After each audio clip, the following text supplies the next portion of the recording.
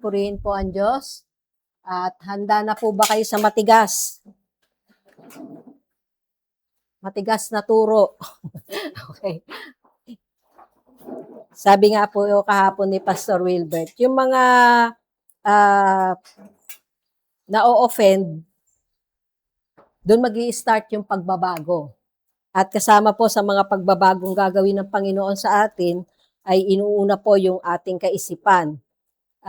Si Mina po dapat ang mag-share ngayon, pero sabi ko kung hindi mo kaya, sabihin mo lang agad sa akin. So sinabi naman po niya agad at isang biyaya po ng Panginoon, yung time na pinanalangin ko, Lord, ano ba yung gusto mong i-share sa iyong iglesia? So binigay niya po ito sa akin at kahapon naman na umattend ako, ay napahapyawan din po kung ano po yung nais ng Panginoon na sabihin sa atin. So, dalangin ko pong matanggap ng bawat isa na may kaunawaan at patuloy na biyaya. At isang kasama po na yung kahapon na pagtitipon ay yung emerging fifth generation ng leadership sa Open Heaven. At isang bagay po na makita natin, yung mga kabataan po ang gagamitin. Hindi po isang tabi yung mga tumatanda na, katulad natin. Yan. Pero gagamitin po ng Panginoon at higit na gagamitin, kaya po pinapaprepare ang church, lalo na po yung mga youth.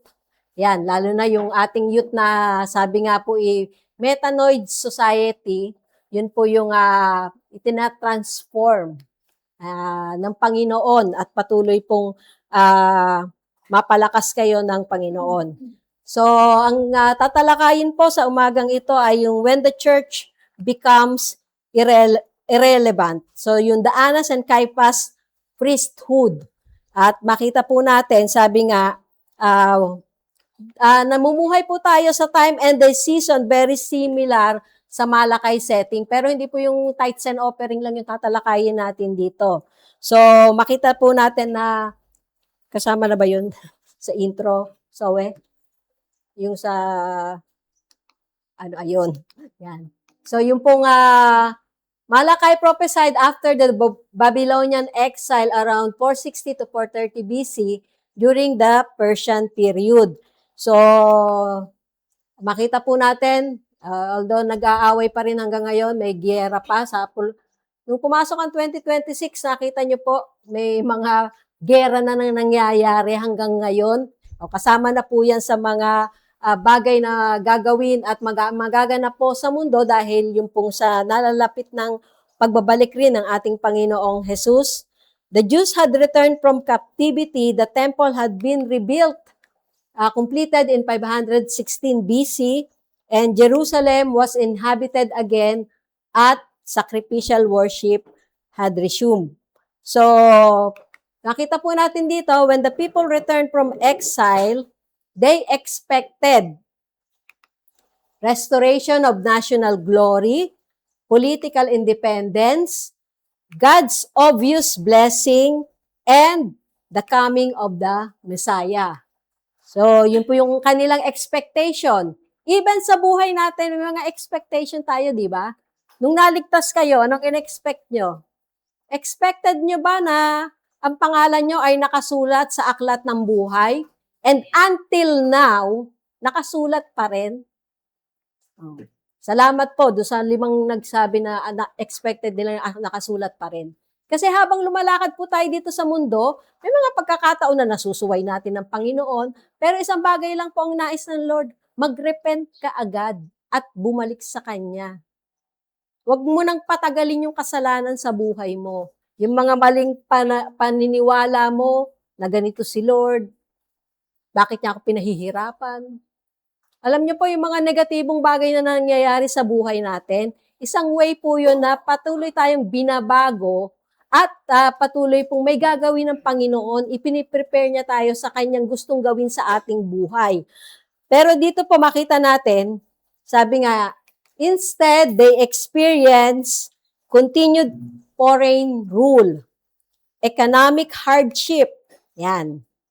Nakikita po natin yung corruption among leaders at no dramatic display of God's power. So, this led to spiritual cynicism. Anong ibig sabihin nun, Ate Jeng? Ano? So, ano po yung spiritual? Tama ba yung pronunciation ko? Okay. So, ano po yung spiritual cynicism? Spiritual cynicism is a heart posture or mindset where a person becomes skeptical, distrustful, or emotionally hardened toward God, spiritual leaders, temple or church life, or spiritual experiences. Minsan feeling mo parang hindi na gumagalaw si Lord sa buhay ko, tagal ko na siyang kakilala. Pero minsan nga po, sabi nga po, hindi kay Lord ang problema, sa atin.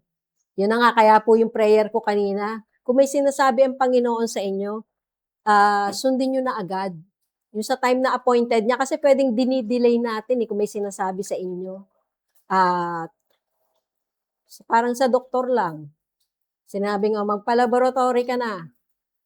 At iba nakikita sa'yo. Kasi kapapa-check up ko lang, nutritionist na ho yung tumingin sa akin. At yung nutritionist, talagang yung pagkain ko, pinagbawalan na ako sa white rice. Kasi ang taas ho ng sugar. Kumpara dun sa red rice na akin pong pinabili pa sa Lagawe, Ipugaw at na-deliver na po sa Goshen. At sa Biyernes ko pa kukunin. Okay? So, ganun po. Pero mismong yung pastora po na nagtanim at siya rin po yung umani, ay siya rin nagdala. Yon.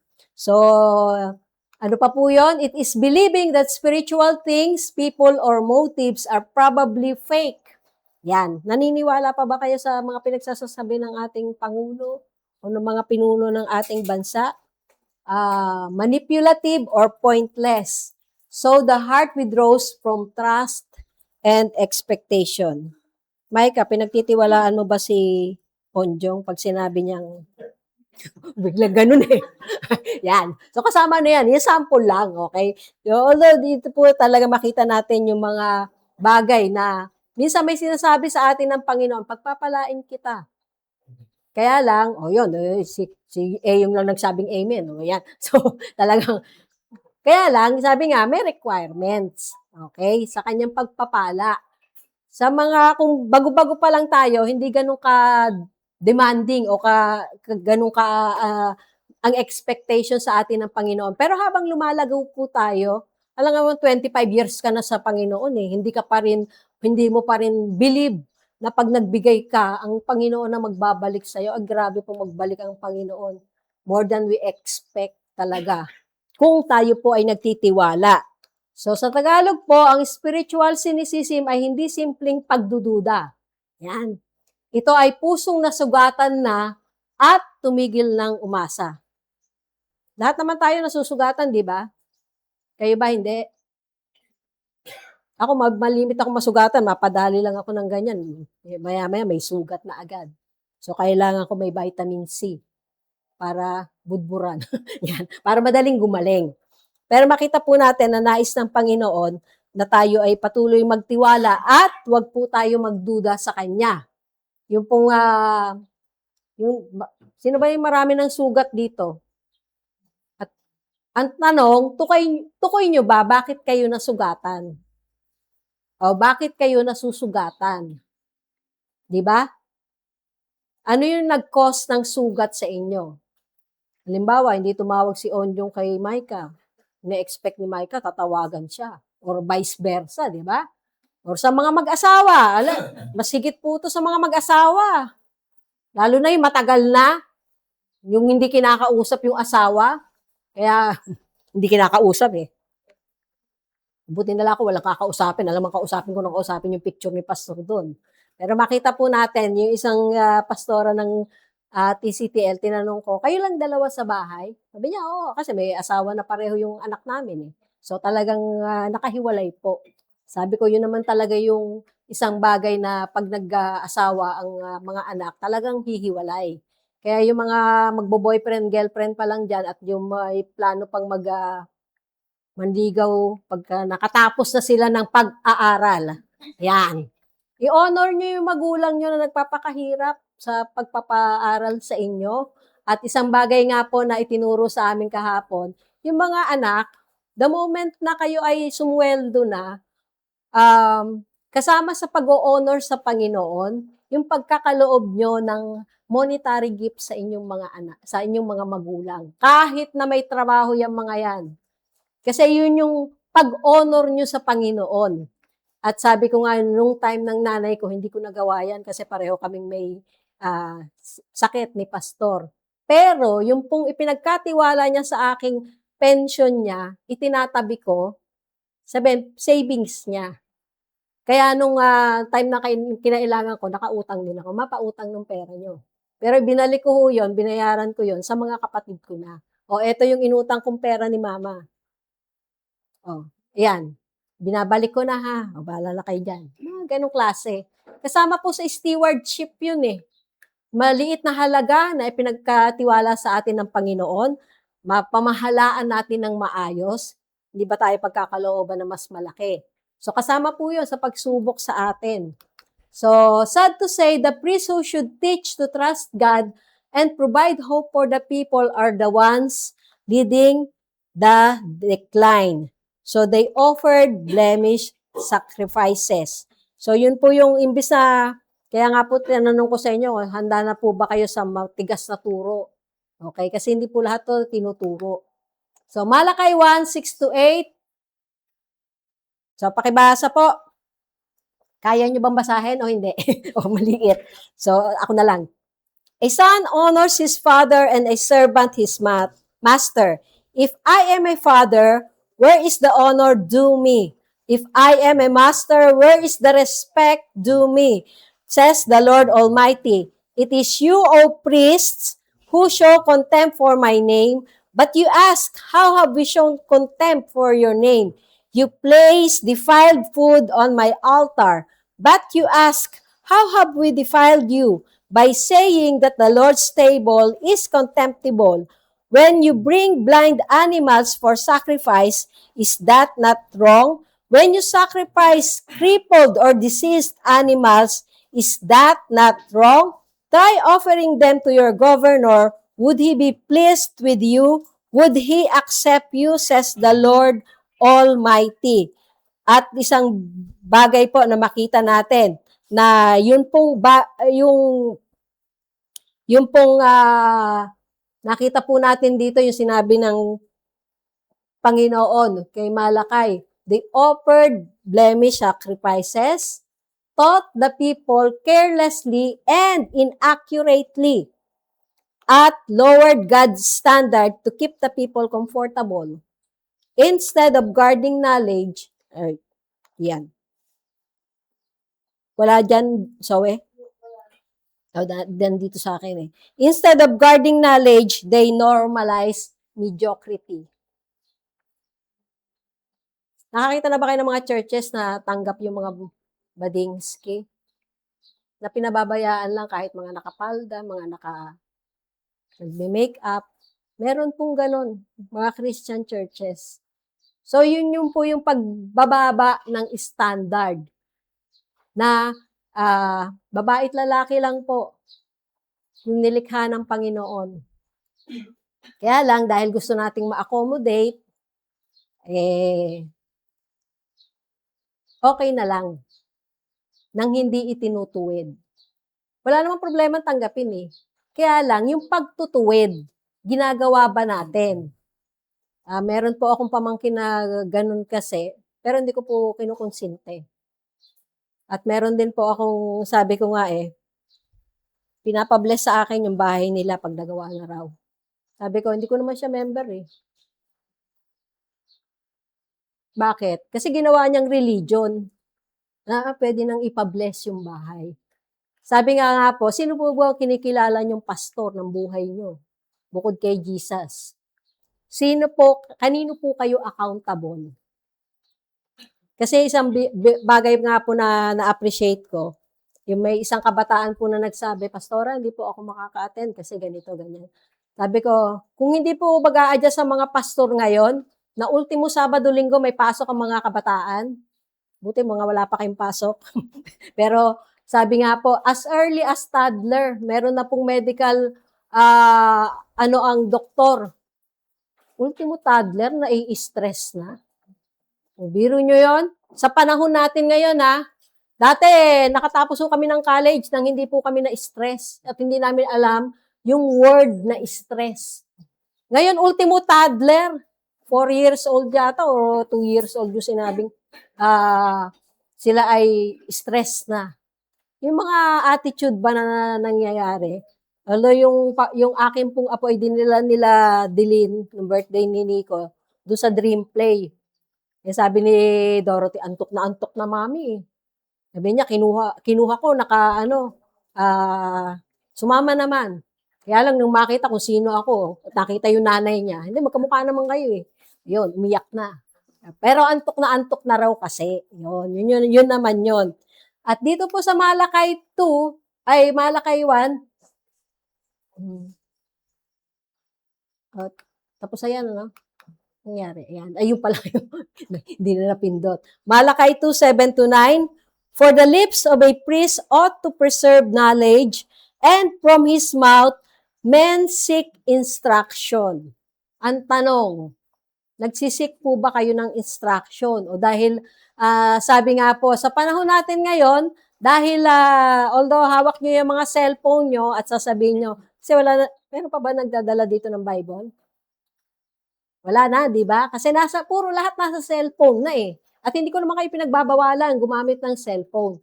Pero isang bagay po na makita natin, na pag hindi po, kumbaga mas matatalino na ang mga kabataan ngayon. Even po yung mga nagtatrabaho. Pero isang bagay po natin, na makita po natin na sabi nga, from his mouth, doon sa mga pari po, men should seek instruction. Although madali niyong tanungin si AI, di ba? Tinanong niyo na ba si AI sa pangalan niyo? Kung sino kayo? Sinubukan na raw ni Pastor Wilbert eh. Pinakilala daw niya. Pinakilala sa kanya kung sino siya. Hindi ko pa naman sinubukan. Because he is the messenger of the Lord Almighty. Kaya nga po, nung tinanong niya, mga taga Laguna, sino sa inyo ang may spiritual father na? Sino yung kinikilala nyo? Na nagbabantay sa buhay nyo, sa kaluluwa nyo? At nagiging accountable kayo sa mga nangyayari sa buhay nyo. Hindi naman ho lahat, kilala ko kayo kung ano nangyayari sa buhay nyo. Yun pong nag-chat-chat lang sa akin, nagte-text sa akin, Pastora, paki-pray itong ganito. O di saka ka lang, hindi naman ako all-knowing eh.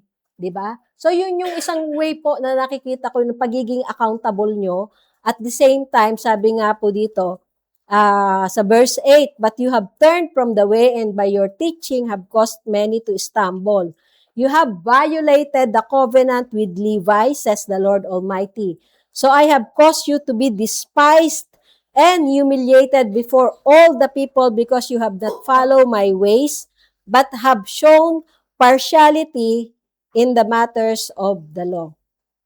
Ano yung nangyayari po sa ating bansa? Nakikita niyo po yon, yung partiality sa matters of the law? O tayo ba ay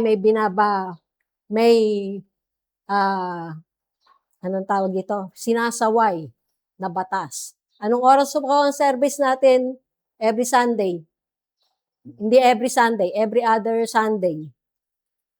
Pero God willing, total, sabi naman nila Ate Marlene, once a month lang po yung wala, supposed to be. Kasi iba na po yung takbo ng mga pangyayari sa ating bansa. At sabi ko nga minamadali na tayo ng Panginoon. Kung sa akin, okay lang dahil tama-tama, every other Sunday. Pero mas mahirap po yung online.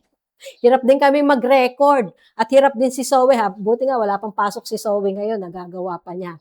So even po yung mga gifts na ibinigay sa inyo ng Panginoon, although nasa voluntary basis lang po tayo. Pero sa akin po, ang Panginoon naman ang bahala mag-reward sa inyo eh. Di po ba? At hindi nyo nakikita, minsan hindi nyo na-appreciate kung paano kayo binibless ng Panginoon. Even po sa inyong place of work, place of pag-aaral, nabibless po kayo ng Panginoon. Kaya lang minsan hindi natin ma-acknowledge. Ako minsan lang sabihin ng Panginoon, Lord, ako ba'y tutuloy o hindi? Makikita ko lang po yun minsan. Na-appreciate nyo po ba yung ulap? Yan. Salamat po sa tatlo kasi yung iba puro sa cellphone nakatingin. O, di ba? Lalo na mga kabataan. Kasi nagbabiyahe ho ako eh. Appreciate ko yun. Makikita ko yung buwan dito na andun sa kabila yung araw. Lord, nakamangha-mangha yung ginawa mo. Pero kayong mga kabataan, na-appreciate nyo pa ba? O puro kayo sa cellphone, puro laro, ayan. Ano ngayon ng mga kabataan? TikTok? Ano pa? Ha? Game Plus? Ano pa? Wala na yung Ragnarok, di ba? Hindi na uso yun ngayon. Pero more on kayo sa mga laro, multimedia. Pero tinitingnan ko yung akala nyo hindi ko minomonitor yung ating Bible reading, kung ilan mga kabataan lang yung nagbabasa doon. Minsan nga, yung mga nanay, wala pa, tsaka tatay. Kailangan po masimulan yon sa lalo na sa mga tatay. Yan. So, Malakay confronts leadership first because when leaders drift, the people follow. Yan. Kaya po kasama doon na yung pag-honor sa Panginoon ay una pong tinalakay ni Malakay. Sabi po dito sa Malakay 1:2, I have loved you, says the Lord, but you ask, how have you loved us? Tinanong niyo na po ba yan sa Panginoon? Minahal kita. Lord, paano mo ako minahal? Was not Esau, Jacob's brother, declares the Lord, yet I have loved Jacob. So dito po, Malakay ministered to a post-exilic Israel that was restored outwardly but corrupt inwardly. Religious, disillusioned, apathetic, and led by compromised priests just before God's long silence and the coming of Messiah. So dito po makita natin yung pong restored structure pero weekend devotion. Nung pong panahon ni Malakay, bago po ang 400 years of silence.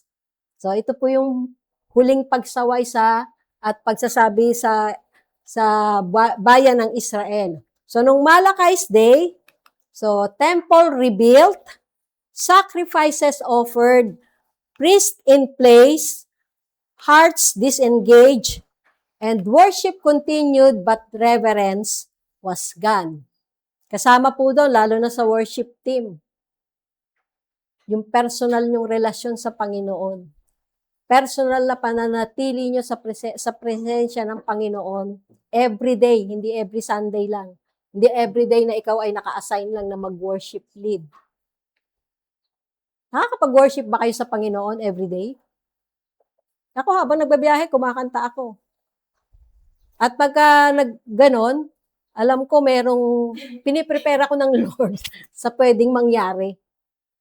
Kaya nga before mangyari po sa atin ng mga bagay, isinustay na ng Panginoon yung kailangan natin, yung strength, yung wisdom, yung peace na kailangan natin bago pa mangyari. Kaya biyaya po ng Panginoon.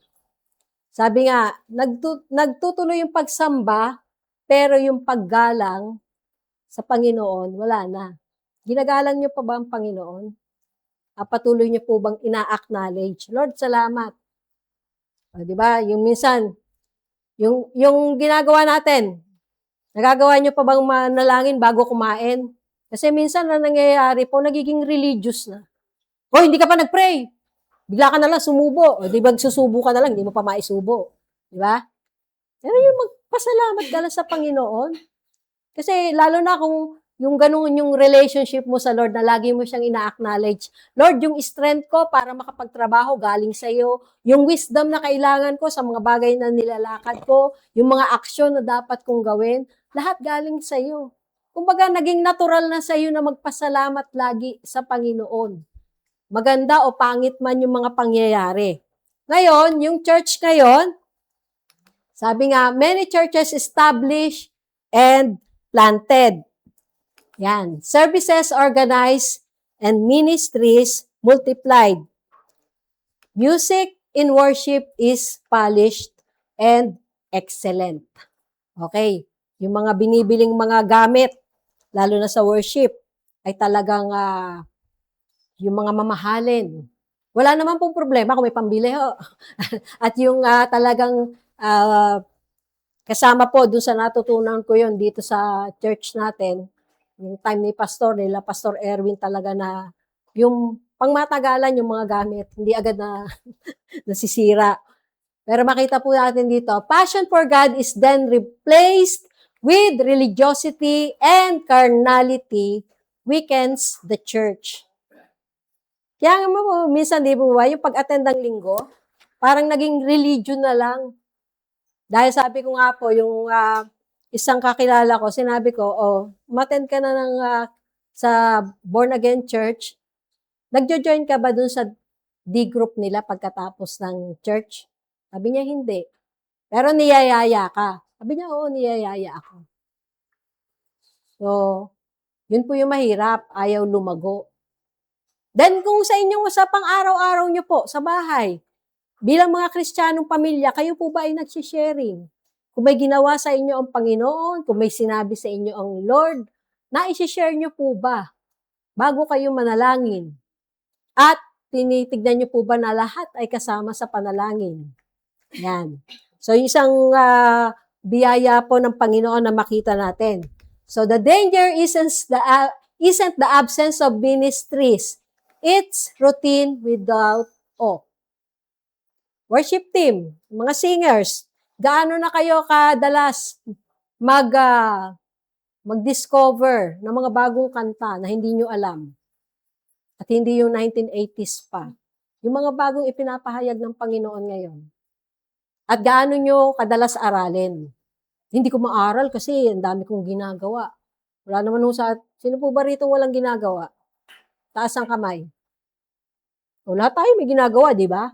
Lahat tayo, binigyan ng Lord ng 24 hours a day. 30 or 31 days a month. 365 days a year. Paano natin ginagamit ang ating oras?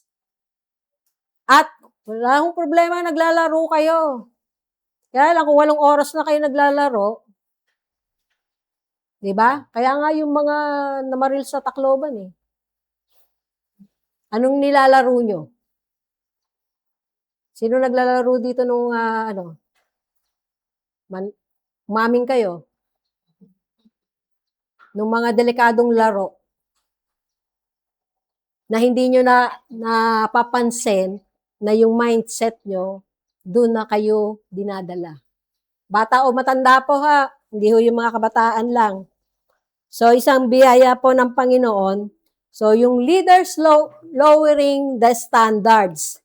So, nung Malakay's Day, priests accepted blemish sacrifices. Mag-ahandog ka sa buhay na Diyos, tatanggapin mo bilang pare, yung mga, ano ba yung mga diferensya sa hayop? Tagpas ang tenga, bulag ang mata, ang isang mata. Supposed to be talagang yung walang bahid, walang blemish na sacrifices. Papatayin din naman eh. So, bibigay lang naman. Diba yung mga ganun yung katwiran natin eh. Ako po, tinitignan ko kung gaano ka lutong yung binibigay nyo pag nagbibigay kayo ng tithes and offering. Diba? Kasi kasama po yun eh. Hindi ho yung mga nilamukot na. Bakit? Sa Panginoon nyo po ibinibigay yun. Yun yung way kung paano nyo ino-honor din ang Panginoon. At kung paano nga pong mga kabataan, nawa po pag kayo ay nakatapos na magtrabaho, ay patuloy nyong i-honor ang Panginoon at i-honor nyo ang inyong mga magulang. Ayaw umuo Parang hindi bilib Yun po yung pinapangaral kasi ng salita ng Panginoon. Sabi ko nga ako, hindi ko nagawa noon sa nanay ko. Pero kaya itinuturo ko sa inyo ngayon. Kahit na may trabaho, kahit na may business yung mga magulang nyo, kahit na ayaw tanggapin, ipilit nyo. Ma, ino-honor ko ang Panginoon at nagpapasalamat ako sa sakripisyong ginawa mo. Pinag-aral mo ako sa kabila ng mga katigasan ng aking ulo at mga pagsaway at pagkain at pag-inom ng milk tea ng sobra. O, di ba? Iwasan niyo po 'yan mga kabataan kung ayaw niyong ma-diabetes. Taas ho sa sugar noon. Kaya nga sabi ko sa inyo, pati puting kanin pinagbawal na sa akin. Ang taas po talaga sa sugar ng puting kanin kumpara do sa red rice na kinakain ko. Kaya kailangan ko na magbaon ng red rice pag ako po'y aalis. Mahilig sa chicken skin. Aminin. Mga balat ng manok. Yan. Okay, bawal na rin po. Yung isdang walang puro isdang prito. Paksiw na lang kayo. So kasama po yun. Sabi ko, Lord, ba talagang yung dinesign mo ang mundo at yung mga dapat naming kainin? Kung may mga kalupaan kayo, magtanim kayo ng mga punong kahoy. Yan. Yon, yung mga herbs and spices, malunggay, na kaya nyo na lang pakuluan. Hindi, kasama po kasi yun Kaya nga, isang biyaya po ng Panginoon na patuloy niya po tayong tinuturuan. So, they adjusted God's standards to keep things running in the temple. Ngayon po, ang church today, yan, avoid difficult truths. So, hindi po sa atin yun. Lalo na po yung apostolic teaching na talagang sasaktan ka. At pag nasaktan ka, doon naman magsisimula yung pagbabago. Kasi madali namang lumipat ng church, di ba? Na-offend ako kay pastora, ako yata tinutukoy O kung hindi nyo sinasabing pwede akong gamitin ng Panginoon o ginagamit ako ng Lord, kasi sabi nga po, kung wala kang kinikilalang pastor na pinupuntahan mo or accountable ka, hindi po magmamalasakit yung ibang pastor. Pwede ka magpalipat-lipat. Ang dami mong kanino ka pa? Yun nga pong isang beses lang umattend sa Baguio Nagsabi raw, si pastor, spiritual father ko. Hindi na niya nakita ulit. Diba? Madali tayo magsabi ng ganon. Pero kailangan po talagang yung accountability, yung responsibility, at patuloy po na, sabi ko nga, ilan lang po yung naipagpe-pray ko pagka nag-request through text, ng specific prayer para sa kanilang buhay. So dito po, avoid difficult truths. Kaya ako po sinasabi sa inyo, trade depth for popularity. Ano po pong popular na mensahe ngayon? Yan. Soften repentance to retain volunteers. Hindi po sinasabing mali. Matatanong niyo po ang worship team. Sino na rito yung nanliligaw? May nililigawan, may boyfriend. Kasama po yan sa itinatanong namin ni Pastor Erwin sa kanila. Kaya po may nalaman akong 3 na pala yung niligawan niya. Pero hindi naman po sabay-sabay. Paisa-isa lang. Yan.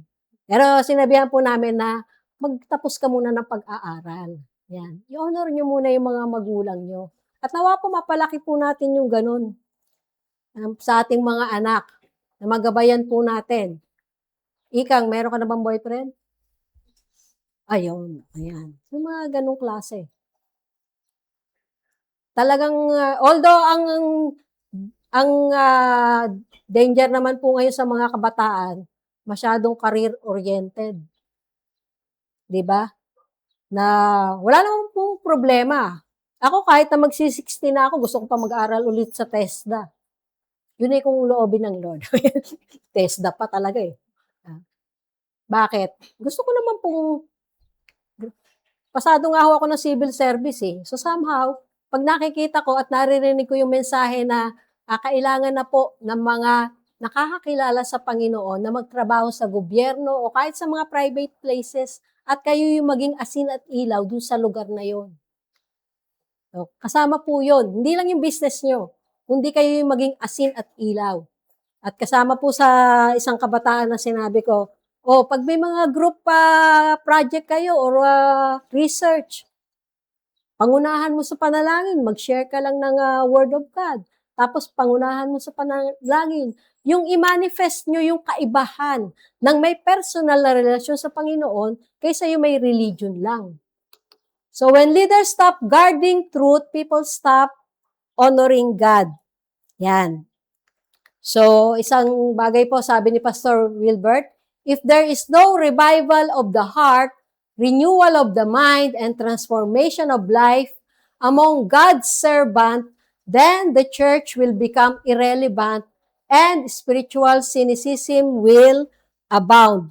So isang bagay po na makita natin na yun pong pagtuturo ng kung paano nyo po i-honor ang Panginoon, maliit o malaking halaga, at ano yung attitude nyo sa pag-o-honor sa Panginoon. Isang naibahagi po sa amin nung pa ni Pastor Wilbert, na kahit yung kinilala niya at yung kung paano yung kanyang ministry ngayon ay patuloy na lumalago at patuloy po niyang naipapasa sa iba. Yun ay dahil in-honor niya si Dr. Jonathan David, na sabi ko nga, may kaparehong sakit kay Pastor Andy sa Parkinson's disease. Pero sabi niya, kahit hindi na siya nakakapag-preach ngayon, tuloy pa din yung pag-honor ko sa kanya. Dahil siya yung nagbigay ng platform sa akin na kung paanong sa kanya ako kumakain, yun na nga, kasama na niya kami ngayong August sa Malaysia. Nag-start ho nung time din ng COVID na una ako napasama. At ngayon ho, mas marami na kami. Yun nga lang, puro mga mag-asawa sila. Ako lang yata yung nagsusulong babae na, hindi, dalawa naman kami ni Pastora Malu, na at least may kasama ako sa kwarto. Kasi minsan hirap po ako Sila, mga lalaki, puro sila sama-sama sa kwarto. Kaya ako mag-isolong babae kasi mga mag-asawa yung magkakasama So, ganun po yung pinagdadaanan ko pag sumasama ako sa mga lakad ng grupo. Buti ngayon, pumayag na may sumamang isa na solo lang. So, letter A, how was God's anger provoked by the priesthood during the time of Malachi? So, paano po na-provoke? God's anger was provoked not by paganism but by priests who treated Him casually. Bago kayo, kami munang tutuwid ng Panginoon. Kaya si Pastora naman, puro ano naman. Hindi po. Kami po ang inuuna. The priesthood failure was covenantal, not ceremonial. At isang biyaya po ng Panginoon, paano po na-provoke yung anger ng Panginoon? They despised God's name while claiming to honor Him. So, kung paano pong sinabi, a son honors his father and a slave his master. Mga anak, siguraduhin yung ino-honor nyo ang inyong mga tatay. Kahit hindi ka honor-honor, Lord. Yung sabi ng Panginoon Hindi naman yung tatay mo ang aani, kundi ikaw. Dahil sa pagsunod mo sa sinasabi ng Panginoon. So, if I am a father, where is the honor due me? If I am a master, where is the respect due me? Mga employee, paano nyo ine-expect ang inyong employer, lalo na yung mga naka-online? Nandaraya ba kayo sa oras? Ganda ng mga naka-online, no? Kahit nakasando lang, dahil hindi naman kayo naka-video Depende pala, ha? Ayun. Pero yung pong paggamit, ilang oras dapat ang i-serve nyo? Alam nyo sineserve nyo ang Panginoon. Unang-una. Pangalawa na yung employer nyo na nagpapasweldo sa inyo. So, it is your priests who show contempt for my name, but you ask, how have we shown contempt for your name? The priests did not deny God. They devalued Him. So, kasama po yun. Their attitude shows God is common, worship is routine. God's anger is stirred when leaders treat the holy as ordinary. So, isang bagay po na makita natin. Zephaniah 3 verse 4, her prophets are unprincipled. They are treacherous people. Her priests profane the sanctuary and do violence to the law. Bakit po ba nagkaroon ng batas? Batas trapiko. Yung mga tumatawid, ultimo nga tumatawid na sa pedestrian lane, nasasagasaan pa eh. Bakit? May nakikipag-unahan yung yung mga driver, yung mga rider, lalo yung mga driver na ewan. Lahat naman po ng driver, di ba, kung pinadaan kayo sa driving school, tama po ba? Bago kayo bigyan ng lisensya, pinadaan po ba kayo? Parang nawala ng driver dito Ang daming driver Pinadaan po ba kayo sa driving school? Sinabi sa inyo yung mga batas trapiko. Ang tanong, kung alam nyo, sinusunod nyo ba? Same thing din sa salita ng Diyos. Alam natin, pero ang tanong, sinusunod ba natin? So, yung choice kung sumunod or hindi, kahit may batas yan, kung ayaw mong sundin, mga magulang, pag kayo po ay nagbigay ng disiplina sa inyong mga anak, hanggang alas 10 lang ang laro hindi pa nga nag-a-assignment, laro na agad. Yung mga nagpupuyat dyan, ingatan nyo yung mga mata nyo. Dorothy, malibit ko ang pagsabihan. Katwira niya, magpapababa pa ako ng kinain ko kasi nga, gabi na siya umuwi, kakain pa. Ay ko, wag mo nang abusuhin yung mata mo, kahit na at age 34, malinaw pa ho yung mata niya. Pero sabi ko, wag mo abusuhin, anak.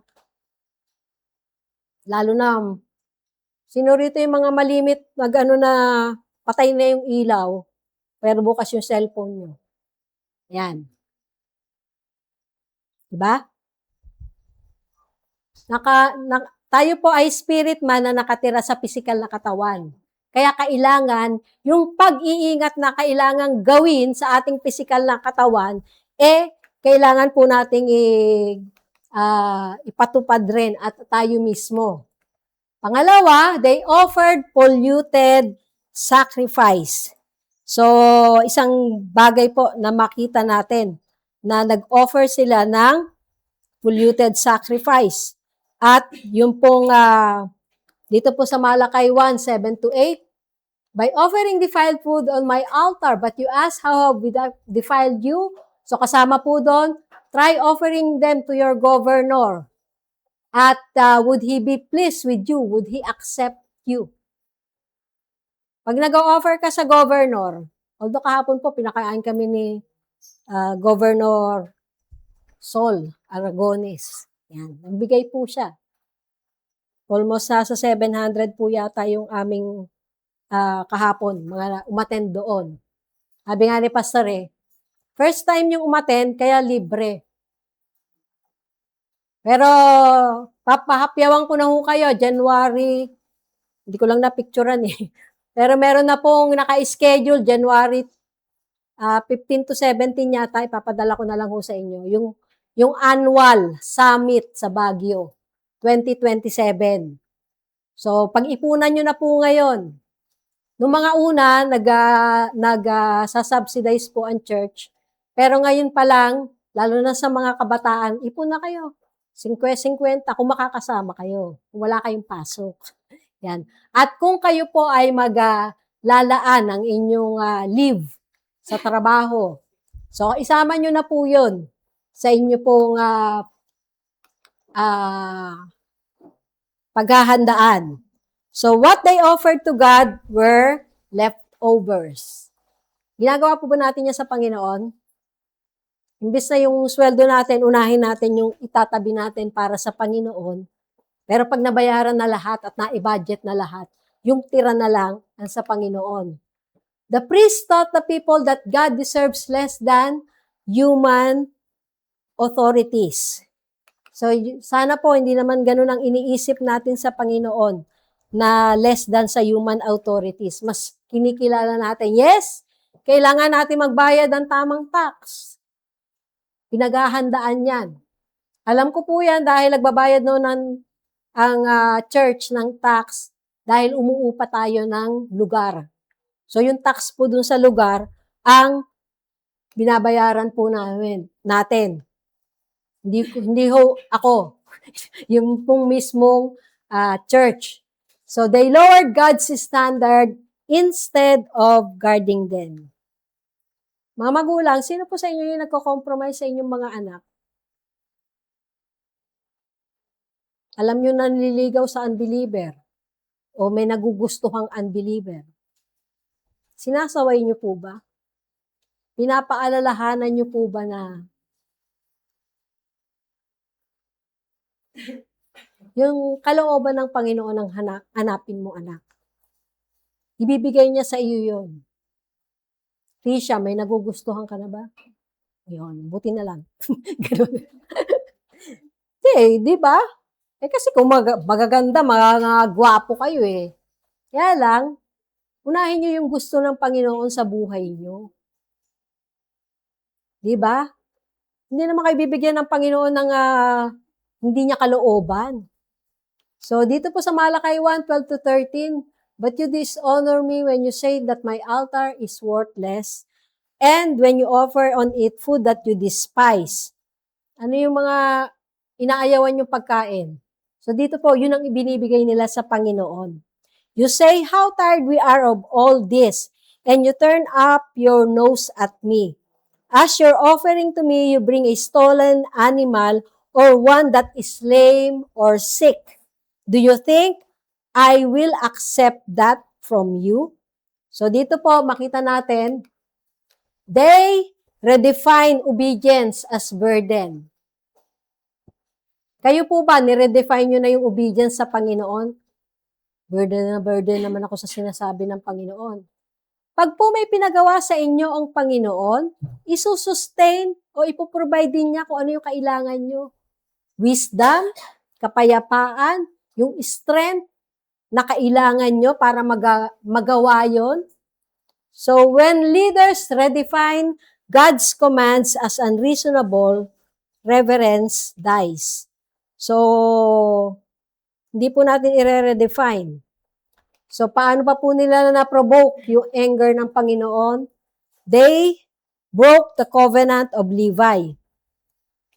So, dito po sa Malakay 2:4-8, and you will know that I have sent you this warning so that my covenant with Levi may continue, says the Lord Almighty. My covenant was with him, a covenant of life and peace, and I gave them to him. This called for reverence, and he revered me and stood in awe of my name. True instruction was in his mouth, and nothing false was found on his lips. He walked with me in peace and uprightness, and turned many from sin. Kayo po ba, may mga alam kayong mali ang ginagawa, nasasaway niyo po ba? Na hindi naman sila kinokondem. Kasi minsan tayo pa yung judgmental eh.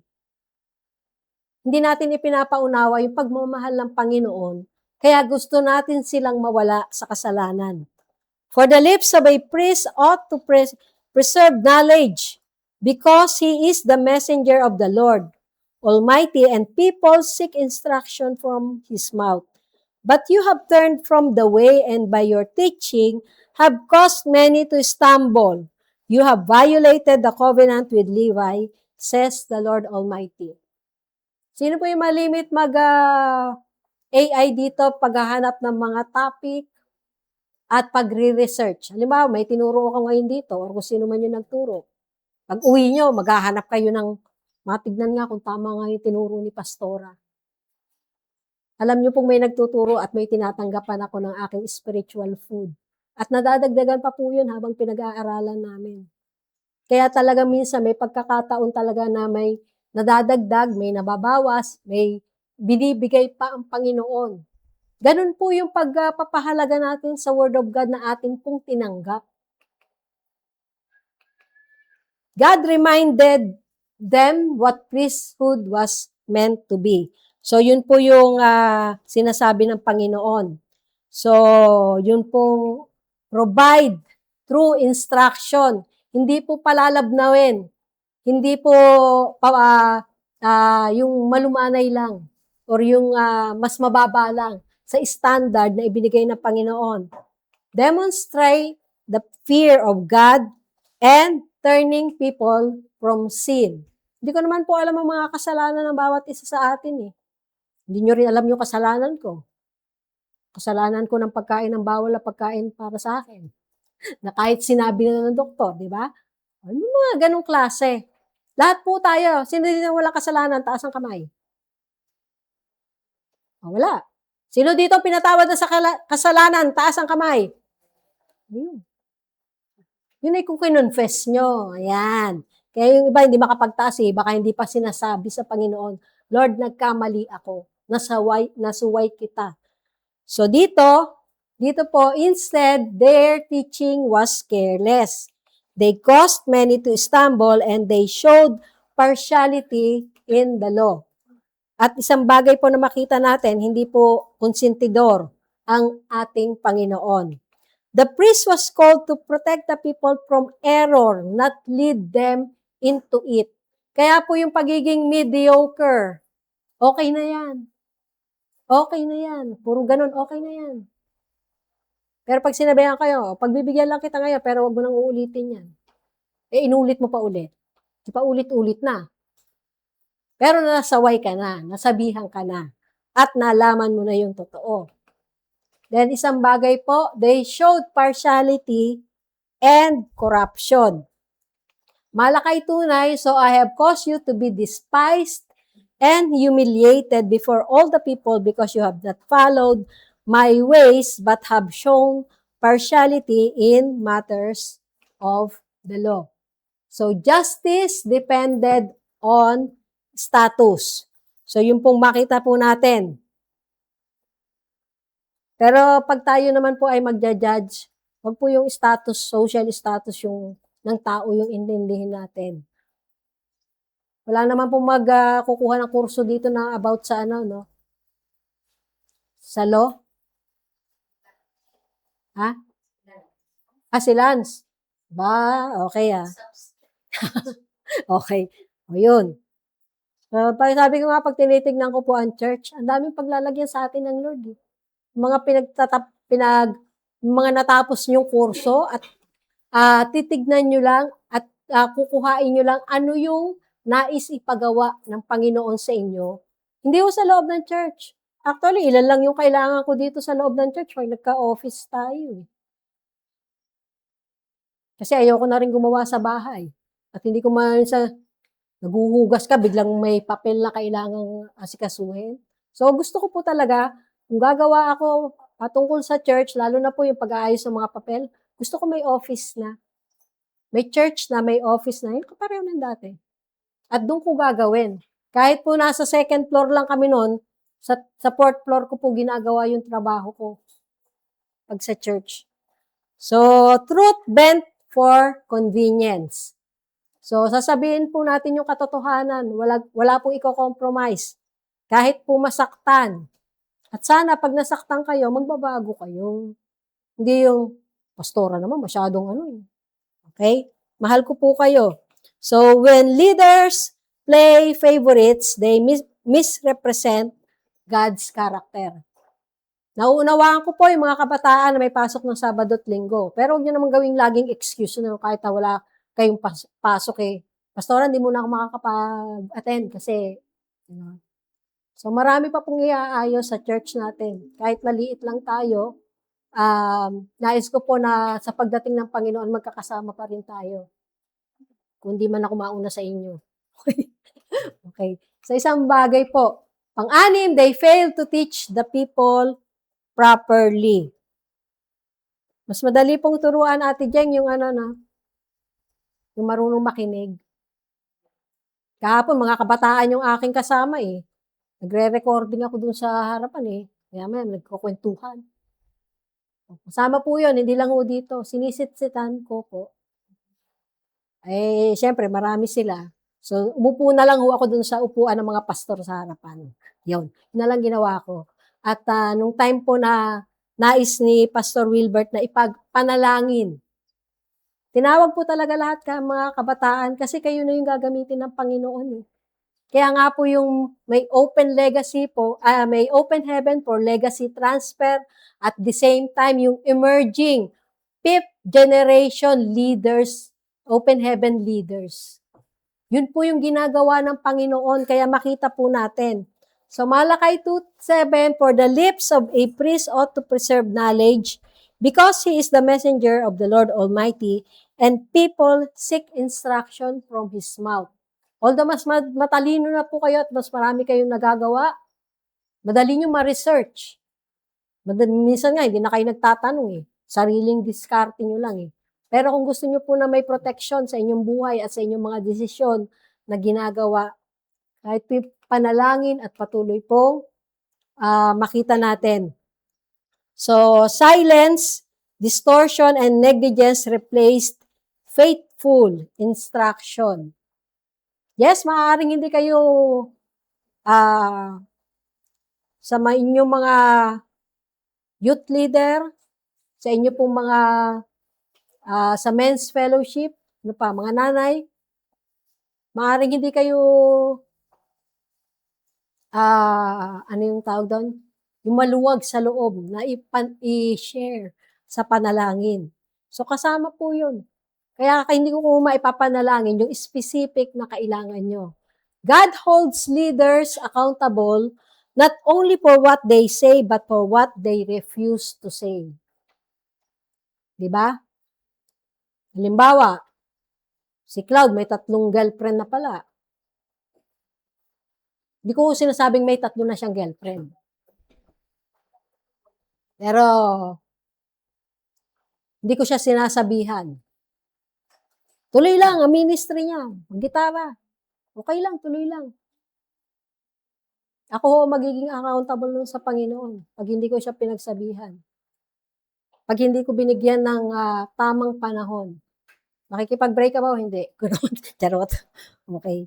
So, choice na ho niya yon. Pero, binibigay ko po, ito yung standard ng Panginoon. Kaya po, makita po natin, isang biyaya po ng Panginoon na itinutuwid tayo ng Lord. At dito muna po tayo sa panghuli. Why God's anger burned so strongly? Okay. Because priests represented God to the people.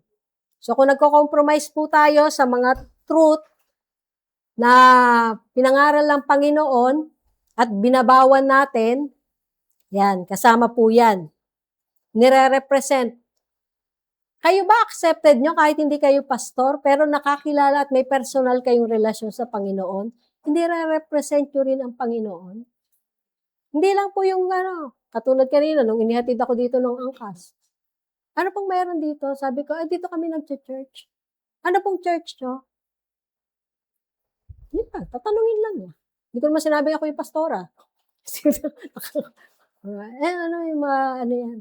Mga born again, may personal na relasyon sa Lord.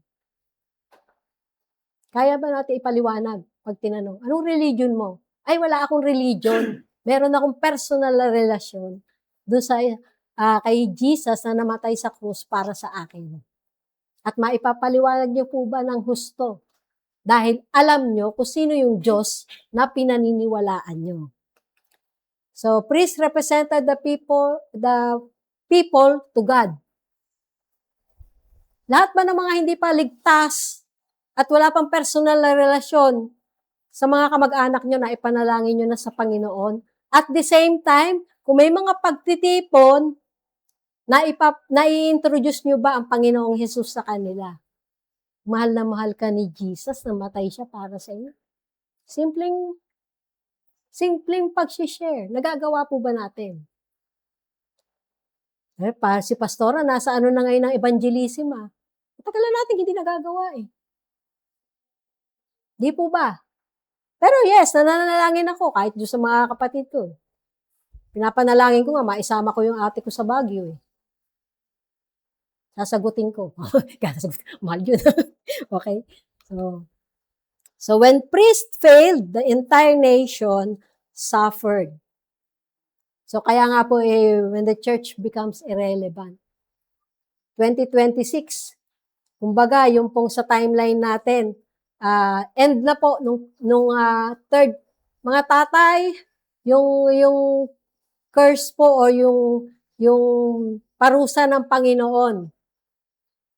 Kung nag-repent po, sabi nga, okay, pinapatawad kita, pero yung curse o yung parusa, mararanasan ng third and fourth generation. Biro yun, tagal nun. Ngayon po, 2026, siguro pag yung time na maipapresent ko sa inyo, start na po ng 5th generation, unang taon. Kaya po kahapon pinutol na namin yung sa panalangin, ano man yung curse, at natapos na po yung sa 4th generation. Hindi nyo nakikita bakit sa pamilya nyo, bakit nagpapatuloy yung mga may bakla or tomboy man, or yung may nakikisama sa hindi asawa. Kasama po yun sa puputulin. Kung kayo yung nakakaalam at hindi kayo gumagawa ng paraan at hindi nyo na i-apply, so kailangan po na may gumawa ng paraan. At tayo po yun. So they committed a major mistake. It was a systemic spiritual malpractice. Huwag niyo pong sasabihin na ang mga pari or pastor po ay tao lang din. Kaya nga po kung wala pong accountability at walang nagche-check, ano na ba yung itinuturo? Ano na ba yung tinatanggap ng mga tao? Nag-compromise na ba sa kung ano yung dapat na gawin? Hirap na hirap naman kasi sila sa buhay kaya hindi nila ma-honor ang Lord. Yung pong pag-honor sa Panginoon, issue po ng heart yun. Paano nyo pinaniniwalaan? Paano nyo tinatanggap yung katotohanan ng salita ng Panginoon? At the same time, yung tamang pagbabudget na kailangan po natin gawin. Sinusulat nyo ba kung mga gastusin nyo sa araw-araw? Nakakailang milk tea kayo sa isang araw? Nakakailang potato corner kayo? Extra large ba? Small lang? At magi-start na kayo ngayon na magtipid para makaipon kayo kung kayo sasama sa annual summit. Hindi ho para gumala lang. Kasama na yung makapasyal kayo. Pero makita po natin, pinag-iipunan po ba natin? Kasama po sa investment yun. Sa buhay natin bilang mga nakakilala sa Panginoon. Bata or matanda. Kaya si Dorothy, sinabihan ko na, meron ng schedule next year, file mo na agad ang leave. Kasi hindi ko siya nakasama ngayong taon dahil hindi siya solo lang pala ako ngayong taon, Kaya napasama ako doon sa grupo nila Pastor Jojo. So kahit solo ako, lumalakad ako. Kung hindi talaga uubra Kasi dahil yun ang pagkatawag ng Panginoon So isang biyaya po ng Panginoon na tayo po ay patuloy na sumunod at itutuloy ko na lang po yan sa mga kasunod pa na panahon. Okay? So tayo po ay patuloy na manalangin. Heavenly Father, salamat po sa iyo pong biyaya at sa katotohanang ipinahayag mo. At dalangin ko po, Lord, na huwag pong maging irrelevant ang church at makita po ng bawat isa. Wala pong magko-compromise sa katotohanan, lalo na po kung alam na nila. At kung nare-refuse pong i-practice, Panginoon, ang pag-honor sa iyo mga salita, at kung di rin po namin nagagawa, Panginoon, na maibahagi ang kaligtasan mo para sa iba, minahal mo po ang bawat isa sa iyong mga nilikha. At kami pong mga nakakilala na at may personal ng relasyon sa iyo, ang patuloy mo pong gagamitin, Lord, na upang ipahayag ang katotohanan nang hindi po namin ikino-compromise o para lang sa convenience ng mga nakakausap namin. Dalangin ko po, naturuan mo kami kung paano sasabihin na may pagmamahal ang katotohanan nang hindi po ginajudge or patuloy pong binibigyan ng diin ano yung kasalanan, kundi yung pagmamahal mo po ang patuloy naming ipangaral. At makita rin po sa buhay namin kung paanong ikaw ay patuloy na nagmamanifest po sa amin. Pagpalain mo po, Panginoon, and as we honor you with our giving, Panginoon, akin pong sinasaway ang anumang gawa ng kaaway na pandaraya at salamat din, Panginoon, na iingatan mo po at bibigyan ng wisdom ang bawat isa kung paano pong ang pagbabudget ay makamtan po at patuloy na bawat need, hindi po yung want ng bawat isa, ay patuloy pong isupply. Thank you, Father God. Even po sa word na kailangan namin, alam namin kung ano yung aming need.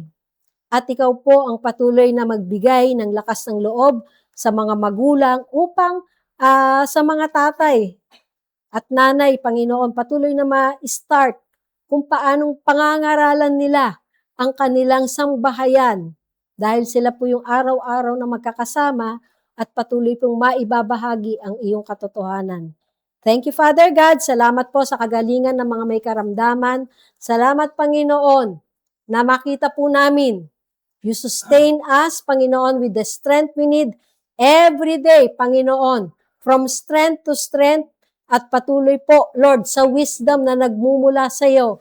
Lalo na po sa iyong mga salita, sa iyong mga prinsipyo na we value at patuloy pong ipinamumuhay sa araw-araw. Pagpapalain mo po ng mabuting kalusugan. Salamat, Panginoon, sa wisdom and knowledge. And thank you, Father God, sa peace of mind na patuloy po, anuman yung makita naming mga pangyayari, lalo na po sa araw ng impeachment. Start, Panginoon, ng pagtatalakay sa impeachment. Thank you, Lord, sa wisdom ng ng aming mga senator. At salamat din po, aming Ama sa Langit, that truth will prevail. Salamat, Panginoon, na hindi mo po hahayaan, Panginoon, na ito ay matakpan ng mga kamalian, ng mga hindi katotohanan, kundi yung katotohanan po ang mailalabas. Thank you, Lord. We have a great destiny as a nation, Panginoon, dahil ikaw po ang patuloy na nagpahayag na sa amin ito. And Lord, use your church, Panginoon, para makita po ng iba, lalo na yung mga nawawala ng pag-asa, na meron pang mga pagbabagong mangyayari at magsisimula po yun sa amin. Pagpalain mo po ang bawat isa at ikaw po ang maluwalhati sa buhay, Panginoon, ng bawat mag-aaral, ng bawat empleyado, Panginoon. Gawin mo po silang asin at ilaw sa kanilang lugar ng domain at ikaw po ang patuloy na maging magpahayag sa kanilang buhay. Thank you for your presence upon our lives, Panginoon. At dalangin ko, Lord, maging aware kami sa presensya mo, sa mga sinasabi mo sa amin sa araw-araw, at ikaw po ang maluwalhati sa aming buhay Kristiyano dahil kasama ka po namin. Sa pangalan ng Ama, ng Anak, at ng Diyos Espiritu Santo. Amen and amen.